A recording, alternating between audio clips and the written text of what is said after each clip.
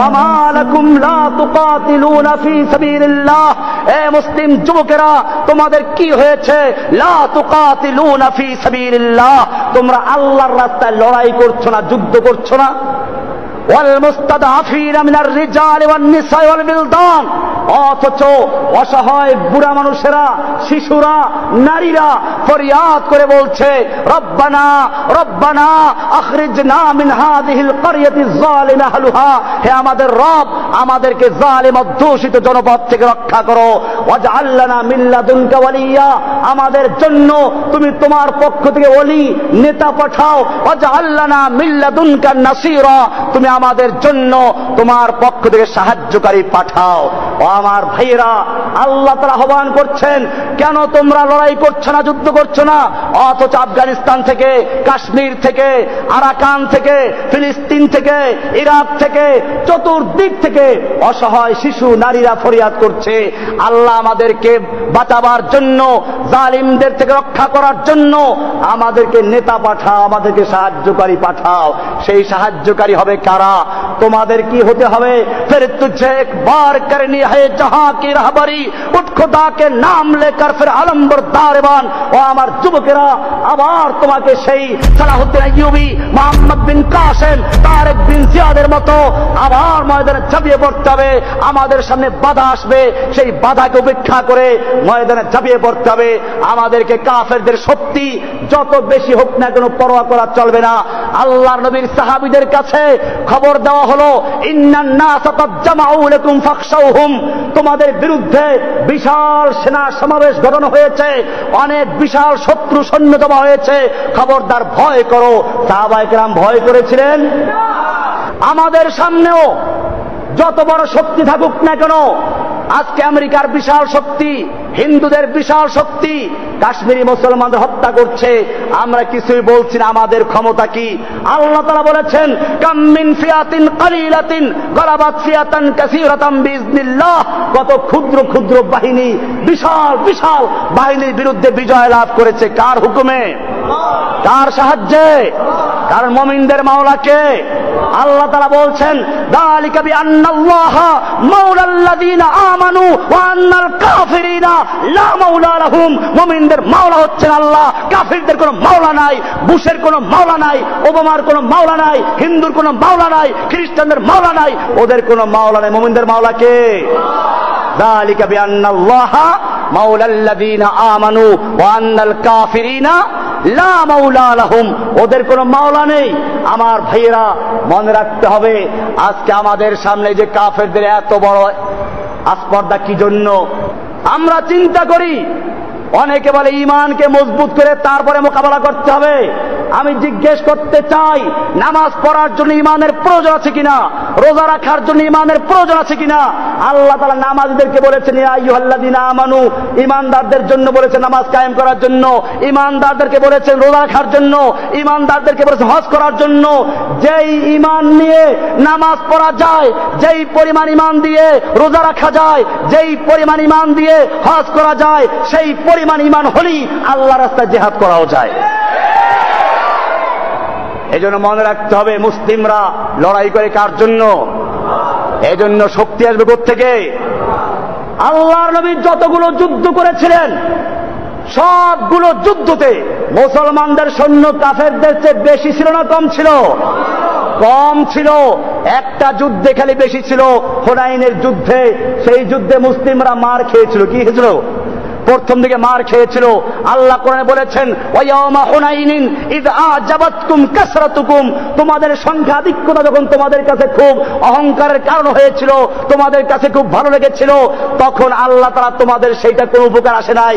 প্রথমে মার খেলো, এরপরে যখন সংখ্যার গৌরব শেষ হয়ে গেল, ঈমান পুরো আল্লাহর দিকে চলে গেল, এবারে আল্লাহ নবী ডাক দিলেন, তাআলা ইবাদাল্লাহ, আল্লাহর বান্দারা আমার দিকে চলে আসো, আনান নবিয়্যুল্লাহ কাযিব আনা ইবনে আব্দুল মুত্তালিব, আমি সত্য নবী, মিথ্যা নবী নই। এবারে যখন নবীর কাছে চলে আসলো, সংখ্যার কোনো বড়াই নাই, অস্ত্রের বড়াই নাই, আল্লাহর নুসরতের বড়াই আছে। এবারে যুদ্ধ শুরু করলো, পরবর্তীতে সে যুদ্ধে বিজয় লাভ করেছেন। ঠিক কিনা? আল্লাহ সুবহানাহু ওয়া তাআলা কোরআনুল কারীমে আরো বলেছেন সূরা তাওবার 29 নম্বর আয়াতে, কাতিলুল্লাযীনা লা ইউমিনুনা বিল্লাহি ওয়ালা বিল ইয়াউমিল আখির, তোমরা লড়াই করো, যুদ্ধ করো ওই সমস্ত লোকদের বিরুদ্ধে যারা আল্লাহর উপর ঈমান রাখে না, ওয়ালা বিল ইয়াউমিল আখিরে, ইয়াউমুল আখিরে ঈমান রাখে না, পরকালে বিশ্বাস করে না, ওয়ালা ইউহাররিমুনা মা হাররামাল্লাহু ওয়া রাসূলুহু, এবং আল্লাহ এবং আল্লাহর রাসূল যা হারাম করেছেন সেইগুলোকে যারা হারাম বিশ্বাস করে না, ওয়ালা ইয়াদিনুনা দীনাল হককে, যারা আল্লাহর দ্বীনে হক বলে বিশ্বাস করে না, আল্লাহর দেওয়া জীবন ব্যবস্থাকে যারা জীবন ব্যবস্থা হিসেবে মানে না, তারা গণতন্ত্র, সমাজতন্ত্র, রাজতন্ত্র আর বিভিন্ন ধর্মের দিকে ঝুঁকে যায়, আল্লাহর দেওয়া দ্বীনে হক বলে বিশ্বাস করে না, তোমরা ওদের বিরুদ্ধে লড়াই করতে থাকো। সূরা তাওবার 29 নম্বর আয়াত।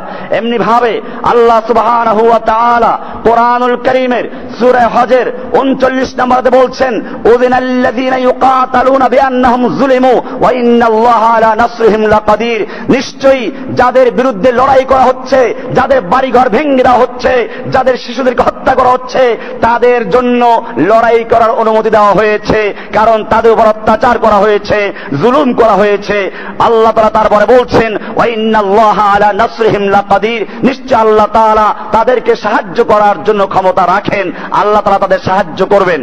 এরপরে আল্লাহ সুবহানাহু ওয়া তাআলা বলছেন সূরা বাকারার 190 নম্বর আয়াতে বলছেন, ওয়াকাতিলু ফি সাবিলিল্লাহিল্লাযীনা ইউকাতিলুনাকুম, ও মুসলিমরা তোমরা কিতাল করো, লড়াই করো, যুদ্ধ করো ওই সমস্ত লোকদের বিরুদ্ধে, ইউকাতিলুনাকুম, যারা তোমাদের বিরুদ্ধে লড়াই করে, পাকিস্তান, আফগানিস্তানে, তোমাদের বিরুদ্ধে লড়াই করছে ফিলিস্তিনে, তোমাদের বিরুদ্ধে লড়াই করছে ইরাকে, তোমাদের বিরুদ্ধে লড়াই করছে কাশ্মীরে, তোমাদের বিরুদ্ধে লড়াই করছে আরাকানে, বিশ্বের যে কোনো জায়গায় তোমাদের বিরুদ্ধে কুফফাররা লড়াই করছে। ওয়াকাতিলু ফি সাবিলিল্লাহি, তোমরা আল্লাহর রাস্তায় লড়াই করো, যুদ্ধ করো, আল্লাযীনা ইউকাতিলুনাকুম, যারা তোমাদের বিরুদ্ধে যুদ্ধ করছে তাদের সঙ্গে। ওয়ালা তাতাদু, আল্লাহ তাআলা যুদ্ধের হুকুম দিয়ে আবার এই কথা বলছেন, ওয়ালা তাতাদু, খবরদার তোমরা সীমা লঙ্ঘন করো না, ওদের শিশুদেরকে হত্যা করবে না, ওদের নারীদেরকে, অসহায় লোকদেরকে হত্যা করবে না, বুড়া মানুষদেরকে হত্যা করবে না। এই জন্য ইসলাম এই যুদ্ধের ক্ষেত্রেও নীতিমালা নির্ধারণ করে দিয়েছে। সুতরাং কোন মুসলমানরা এই কাজগুলো করে না। বোঝা গেল মুসলমানদের নাম দিয়ে এই কাফের গোষ্ঠী, ইহুদি গোষ্ঠী মুসলমানদের নাম দিয়ে ওরা শিশুদের আক্রমণ করে, বাচ্চাদের উপর আক্রমণ করে, নারীদেরকে হত্যা করে, এরপরে আবার নাম দেয় মুসলমানদের নাম। এজন্য মুসলিমদেরকে সাবধান হতে হবে। আল্লাহ সুবহানাহু ওয়া তাআলা এখানে বলে দিয়েছেন, ওয়ালা তাতাদু, সুতরাং কোন মুসলিম এরকম কাজ করতে পারে না। এরপরে আল্লাহ তাআলা বলছেন, ইনফিরু খিফাফান ওয়া সিকালা ওয়া জাহিদু বিআমওয়ালিকুম ওয়া আনফুসিকুম ফি সাবিলিল্লাহি। সূরা তাওবার 41 নম্বর আয়াতে আল্লাহ বলছেন, ইনফিরু খিফাফান ওয়া সিকালা, তুমি হালকা হও, ভারী হও, বের হয়ে পড়ো, আল্লাহর রাস্তায় যুদ্ধ করার জন্য বেরিয়ে যাও। ওয়া জাহিদু বিআমওয়ালিকুম ওয়া আনফুসিকুম, তোমরা আল্লাহর রাস্তায় জান এবং মাল দিয়ে লড়াই করো। যালিকুম খায়রুল লাকুম, এটাই তোমাদের জন্য উত্তম। ইন কুনতুম তা'লামুন, যদি তোমরা বুঝো। এখানে বলা হয়েছে ইনফিরু খিফাফান ওয়া সিকালা, খিফাফান হালকা হও, সিকালান ভারী হও। খিফাফান তুমি যুবক হও, সিকালান তুমি বুড়া হও। খিফাফান অস্ত্র থাকুক, সিকালান অস্ত্র না থাকুক, তুমি যে অবস্থায় থাকো, তোমার সৈন্য কম থাকুক, ওদের সৈন্য বেশি থাকুক, যে অবস্থায় তুমি থাকো, ইনফিরু খিফাফান ওয়া সিকালা, আল্লাহর রাস্তায় তোমরা বেরিয়ে পড়ো, হালকা হও, ভারী হও, সর্বাবস্থায় আল্লাহর রাস্তায় লড়াই করার জন্য বের হয়ে পড়ো। ভাইরা আমার, এরপরে আল্লাহ তাআলা বলছেন, আমাদেরকে ধিক্কার দিচ্ছেন, ইয়া আইয়ুহাল্লাযীনা আমানু মা লাকুম ইযা ক্বিলা লাকুম ইনফিরু ফি সাবিলিল্লাহি ইসসাকালতুম ইলাল আরদে, হে ঈমানদারগণ তোমাদের কি হয়েছে, তোমাদেরকে যখন বলা হয় আল্লাহর রাস্তায় যুদ্ধ করার জন্য বের হও, ইসসাকালতুম ইলাল আরদে, তোমরা জমিনের সাথে একেবারে জড়িয়ে ধরো, আঁকড়ে ধরো, উপর হয়ে জমিনকে ভালো করে ধরো, যেন কেউ টেনে হেঁচড়েও যুদ্ধের ময়দানে নিতে না পারে।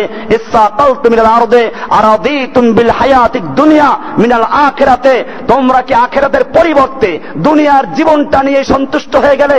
ফামা মাতাউল হায়াতিদ দুনিয়া ফিল আখিরাতি ইল্লা কালিল, জেনে রাখো আখিরাতের তুলনায় দুনিয়ার জীবন সামান্য কিছু ছাড়া কিছুই নয়। এরপরে আল্লাহ বলছেন, ইল্লা তানফিরু, জেনে রাখো তোমরা যদি আল্লাহর রাস্তায় যুদ্ধ করতে বের না হও, লড়াই না করো, ইউআযিবকুম আযাবান আলীমা, আল্লাহ তোমাদেরকে কষ্টদায়ক মর্মন্তুদ শাস্তি দিয়ে দুনিয়াতে বিদায় করবেন। এরপরে ওয়াস্তাবদিল কওমান গায়রাকুম, আল্লাহ তোমাদের পরিবর্তে অন্য আরেকটা জাতিকে সৃষ্টি করবেন, অন্য জাতিকে ইসলাম গ্রহণ করাবেন, তাদেরকে তোমাদের স্থলাভিষিক্ত করবেন। এরপরে জেনে রাখো ওয়ালা তাদুররুহু শাইআ, তোমরা আল্লাহর কোনো ক্ষতি করতে পারবে না। আল্লাহু আলা কুল্লি শাইইন কাদির, আল্লাহ তাআলা সবকিছু করার ক্ষমতা রাখেন। কাজে তোমরা যদি জিহাদকে ভুলে যাও, তোমরা যদি নিজের সন্তান স্ত্রীদেরকে বসে আরাম করতে থাকো, আল্লাহর দ্বীন যদি ভুলুণ্ঠিত হয়ে যায়, আল্লাহর দ্বীন যদি ধ্বংস করা হয়, তাহলে জেনে রাখো আল্লাহ তোমাদেরকে ধ্বংস করে তোমাদের পরিবর্তে অন্য জাতি সৃষ্টি করবেন এবং তাদেরকে আল্লাহ তাআলা দ্বীনের জন্য জিহাদ করার তৌফিক দিবেন। আজকে বুখারী শরীফ যেই দেশে বসে লেখা হয়েছিল সেখানে ইসলাম নেই, আমাদেরকে জন্য আবার তৈরি হতে হবে। সেজন্য আমি কোরআনুল কারীমের একটা আয়াত দিয়ে আপনাদেরকে ইঙ্গিত করছি। আল্লাহ তাআলা বলছেন, ইয়া আইয়ুহাল্লাযীনা আমানু, হে ঈমানদারগণ, মাইয়ারতাদ্দা মিনকুম আন দীনিহি, তোমাদের মধ্য থেকে যে কেউ মুরতাদ হয়ে যায়, তোমরা যদি দ্বীনকে ছেড়ে দাও তাতে আল্লাহর কিছু আসে যায় না। জেনে রাখো ফাসাউফা ইয়াতিল্লাহু বিকওম, আল্লাহ তাআলা অচিরেই এমন এক জাতি সৃষ্টি করবেন, তোমাদেরকে ধ্বংস করে দিয়ে, তোমাদেরকে গজব দিয়ে, তোমাদেরকে শেষ করে দিয়ে এমন এক জাতি তৈরি করবেন। ইয়াতিল্লাহু বিকওম ইউহিব্বুহুম ওয়া ইউহিব্বুনাহু, যাদেরকে আল্লাহ নিজে ভালোবাসবেন আর তারাও আল্লাহকে ভালোবাসবে। আজিল্লাতিন আলাল মুমিনিন, যারা মুমিনদের প্রতি হবে বিনয়ী। আইজ্জাতিন আলাল কাফিরিন, কাফেরদের প্রতি কঠোর। ইউজাহিদুনা ফি সাবিলিল্লাহ, এমন লোকদেরকে তৈরি করবেন যারা আল্লাহর রাস্তায় লড়াই করবে। ওয়ালা ইয়াখাফুনা লাওমাতা লাইম, তারা কোন তিরস্কারকারী, কোন নিন্দুকের নিন্দা, কে নিন্দা করলো, কে সন্ত্রাসী বললো, কে জঙ্গিবাদী বললো, তার পরোয়া করবে না, তারা আল্লাহর রাস্তায় লড়াই চালিয়ে যাবে।